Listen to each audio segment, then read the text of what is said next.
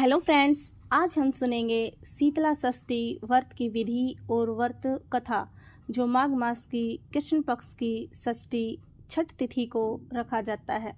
इस दिन व्रत रखने वाले को ठंडे ताजे जल से स्नान करना चाहिए। भोजन भी ठंडा ही करना चाहिए। शीतला माता की 16 उपचारों से पूजा करनी चाहिए और अपने पापों की मुक्ति के लिए माता से क्षमा प्रार्थना करनी चाहिए। आइए सुनते हैं व्रत कथा। किसी नगर में एक व्यापारी रहता था। उसके 7 पुत्र थे। सातों विवाहित थे, लेकिन उनमें से किसी को भी संतान नहीं थी। एक दिन एक वृद्ध औरत के कहने पर व्यापारी की पत्नी और पुत्रवधुओं ने षष्ठी तिथि को शीतला माता का व्रत किया। शीतला माता के व्रत के प्रभाव से सातों पुत्रवधुएं पुत्रवती हो गई।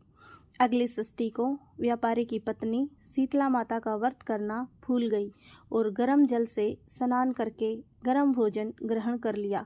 पुत्रवधुओं ने भी ऐसा ही किया।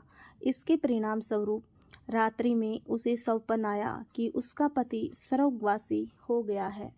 वह सौपन देखकर रोने चिल्लाने लगी। पास पड़ोस के व्यक्ति रोना चिल्लाना सुनकर उसके घर पर इकट्ठे हो गए। पड़ोसियों ने उसे पागल करार दे दिया। व्यापारी की पत्नी पगली सी होकर वन में चली गई और अपनी ही ज्वाला में तड़फने लगी। तभी उसको एक बूढ़ी औरत मिली। वह औरत स्वयं शीतला माता थी। वृद्धा ने व्यापारी की पत्नी को ज्वाला शांत करने के लिए अपने शरीर पर दही मलने के लिए कहा। दही के लेप से शरीर की ज्वाला शांत हो गई। वह बहुत पश्चाताप करने लगी और शीतला माता से अपने पति को जीवित करने की प्रार्थना करने लगी। इस पर देवी ने प्रसन्न होकर उसके सपन भ्रम को मिटा दिया, जिससे उसको वास्तविक ज्ञान हुआ कि उसका पति जीवित है और वह सुरक्षित घर को लौट गई।